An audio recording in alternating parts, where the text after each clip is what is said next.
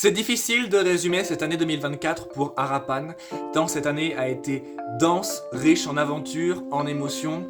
On a lancé notre projet, Harapan di Gajah pour les éléphants de Sumatra.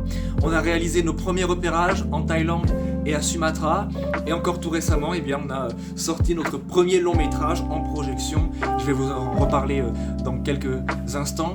Mais donc, avant toute chose, pour conclure cette année, j'aimerais vous remercier tout simplement pour votre aide, pour votre soutien, pour vos dons. Tout ça a été essentiel, même les choses qui peuvent paraître les plus anodines possibles. Un simple partage en fait, tout ça a été déterminant pour notre projet et c'est grâce à vous que tout ce qu'on a pu faire durant cette année, on l'a fait. Donc merci beaucoup. Personnellement, l'année 2024 a commencé pour moi en Thaïlande, à Chiang Mai, auprès des éléphants. Ça a été un repérage qui a été vraiment crucial parce que j'ai vu le véritable espoir qu'il y a dans la sauvegarde des éléphants. J'ai passé une semaine dans un sanctuaire, le sanctuaire de Lake Chelert, la grande dame des éléphants en Asie. J'ai vu son travail, j'ai vu la façon dont vivaient les éléphants qui ont été sauvés et qui peu à peu réapprennent à être eux-mêmes dans un sanctuaire en quasi-liberté. C'était bien sûr magique et puis vraiment crucial aussi pour Harapan parce que c'est exactement ce qu'on cherche à développer à Sumatra. Sumatra, justement, en février, ça a été un repérage qui a été beaucoup plus compliqué. On a vu des choses, j'ai vu des choses avec Harapan qui étaient très difficiles, notamment concernant les éléphants. Et j'ai fait face à toutes les problématiques et tous les enjeux qui concernent à la fois les éléphants captifs et les éléphants sauvages. Et croyez-moi, on a beaucoup de travail.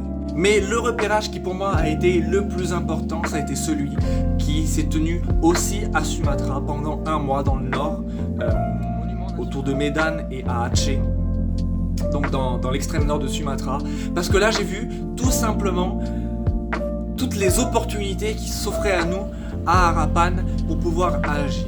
À Sumatra, tout est encore à faire.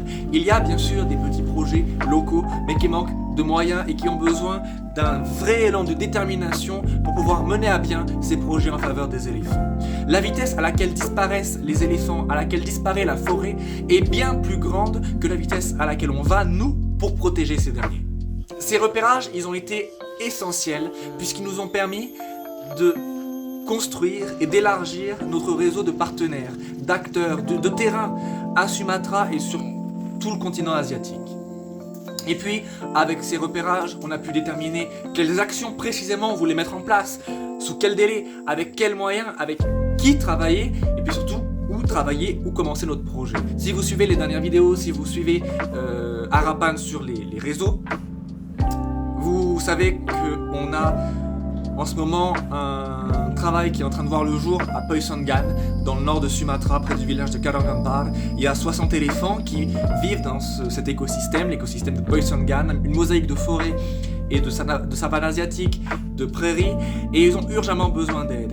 Vous savez aussi qu'on a une opportunité de travailler avec le camp de Tangkahan, qui est l'un des plus grands camps touristiques qui détient des éléphants, et qui serait prêt à évoluer vers un modèle de sanctuaire. Donc tout ça, on y travaille et ça va justement être l'objet de l'année 2025.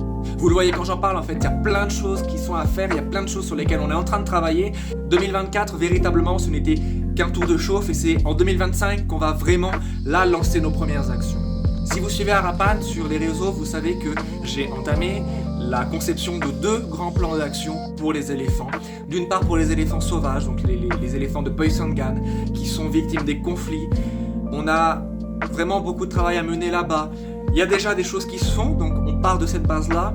Et nous, avec Harapan, notre rôle, ça va être d'apporter des moyens, des outils et une vraie stratégie, une vraie méthodologie d'action pour renforcer l'efficacité de ce qui se fait déjà sur place en termes de gestion des conflits et justement mettre un terme à ces derniers. Donc d'une part, il y a ce travail pour Poisangan, pour les éléphants sauvages qui sont impliqués dans les conflits, comment est-ce qu'on va faire pour les protéger, pour les sauver, pour protéger aussi les gens sur place, les villageois qui sont victimes de ces conflits. C'est un travail qu'on a entamé. Je peux bénéficier aussi de l'aide, notamment je pense de Nature and Wildlife Association, qui est une ONG en Thaïlande et qui nous soutient, qui aide en fait notre projet à voir petit à petit le jour en Indonésie pour aider les gens sur place. Donc petit à petit, tout ça prend forme. C'est difficile de vous en parler sans vous en dire plus, mais je peux pas vous en dire plus, puisque justement, il y a encore un travail qui est en train de voir le jour, en fait, tout simplement, qui est en train de se mettre en place. J'ai encore des réunions qui se tiennent, bon, pour le moment, donc évidemment en visio, pour essayer d'implanter Harapan sur place. Mais donc globalement, voilà, ça avance. C'est difficile aussi de pas pouvoir vous faire suivre en vidéo tout ce qui se passe, parce que comme je vous l'avais déjà dit, maintenant c'est un travail administratif qui prend place. Donc c'est difficile de vous faire des vidéos sur ce travail-là, mais voilà, le plan d'action avance. Il y a aussi ce deuxième plan d'action dont je vous parlais pour les éléphants captifs, pour Tangkahan, pour vraiment bâtir un sanctuaire, le premier sanctuaire pour éléphants de Sumatra, là-bas dans le nord de l'île. Donc tout ça avance pas à pas, et puis évidemment, l'année 2024 s'est conclue avec notre première projection, notre premier long métrage qui a retracé notre aventure à Sumatra en juillet-août et qui a mis en lumière justement cette espèce majeure en danger critique d'extinction. Ce long métrage est sorti en projection à Villard-de-Lans. Et ça a été une véritable réussite. 60 personnes se sont déplacées et se sont réunies dans une salle qui était donc pleine pour découvrir notre travail, découvrir Harapan, découvrir l'éléphant de Sumatra. Honnêtement, il n'y a eu que des retours hyper positifs. Donc j'en suis très heureux et c'était une excellente manière de finir cette année-là. Et donc maintenant, 2025, comme je vous le disais, ça va être l'occasion de continuer ces projections, notamment une à Grenoble qui va arriver en février-mars, qui va être le gros événement de Harapan de l'année 2025, d'autres projections aussi dans la région. Et puis, évidemment, les plans d'action vont être achevés et en juillet-août, Harapan va entamer sa première mission pour les éléphants. Donc là, l'idée, ça va être de partir en juillet-août pour 2 mois à Sumatra et de retourner donc à Karangampar, à Personggan avec nos plans d'action sous le bras, nos outils à apporter sur place et là vraiment entamer un travail pour la protection des éléphants. Je vous en reparlerai évidemment plus en détail et de manière plus concrète dans de prochaines vidéos. Et puis d'autre côté, je vais aussi aller à Tangkahan donc pour entamer ce projet de sanctuaire. Et j'ai donc espoir de pouvoir revenir fin août 2025 et vous dire, voilà, Harapan a lancé ses premières actions. Je tiens donc à vous remercier une nouvelle fois pour votre soutien et pour vos dons. Parce que rien de tout ça n'aurait pu voir le jour sans votre aide. Les 2000 € pour notre repérage en juillet-août à Sumatra ont été collectés à une vitesse qui a été extrêmement rapide, ça a été phénoménal. On a aussi eu le soutien de la ville de Vienne, du département de l'Isère, parce qu'on a su défendre ce projet, le projet Harapan, avec beaucoup de conviction et de crédibilité.